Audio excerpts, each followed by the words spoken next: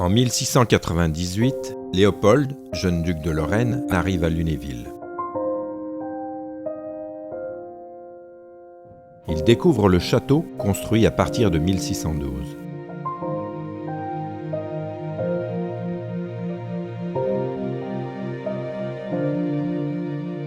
L'édifice domine le cours de la Vesouse, qui coule au nord de la ville.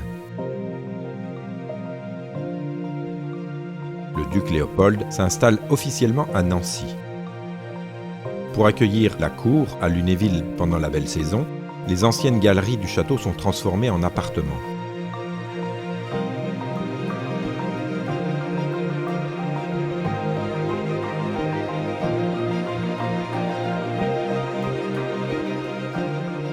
Les façades sont embellies dans le goût classique.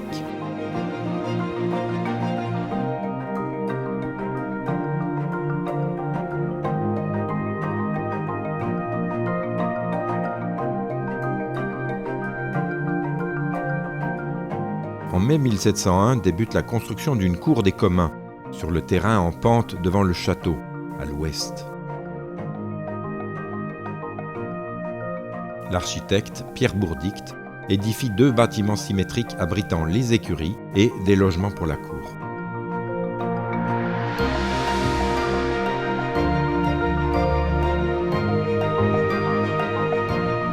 Yves Deshours conçoit des parterres autour du château.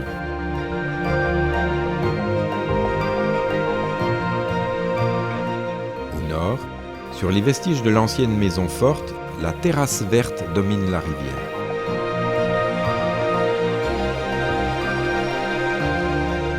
Au sud, la duchesse Élisabeth Charlotte fait planter un petit potager.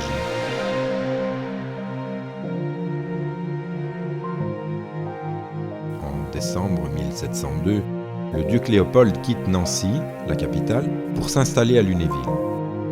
Le château devient résidence officielle.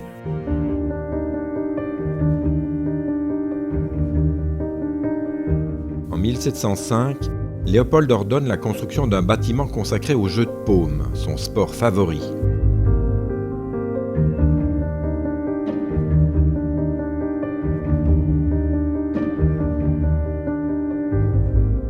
Une aile perpendiculaire abrite des logements de fonction, mais aussi une salle de billard. En 1707, la duchesse Élisabeth Charlotte demande la construction d'un petit pavillon à l'extrémité de l'aile sud du château, au bout de son potager. Il abrite une petite cuisine et une salle à manger privée.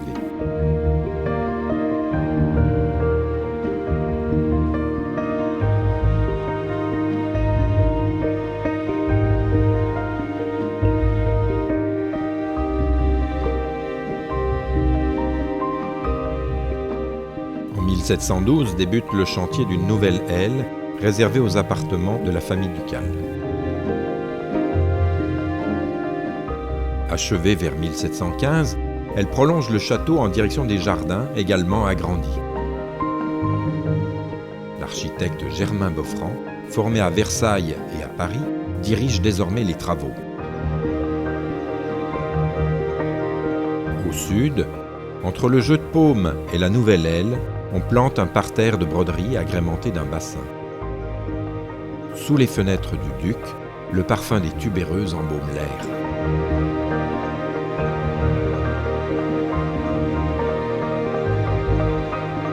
À l'ouest, du côté des cours, la chapelle marque l'extrémité de la nouvelle aile ducale.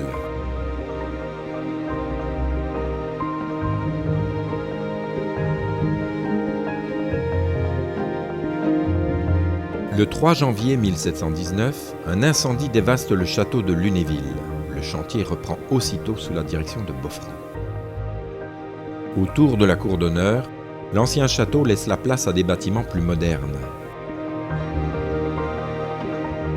Boffrand crée dans le corps central un passage ouvert sur la perspective des jardins.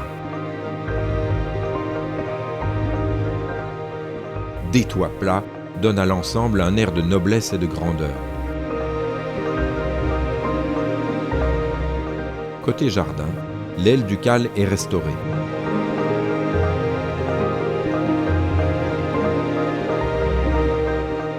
L'aile symétrique prévue au nord ne sera jamais réalisée.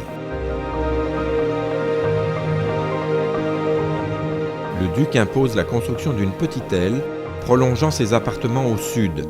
Elle est réservée au bureau de la chancellerie.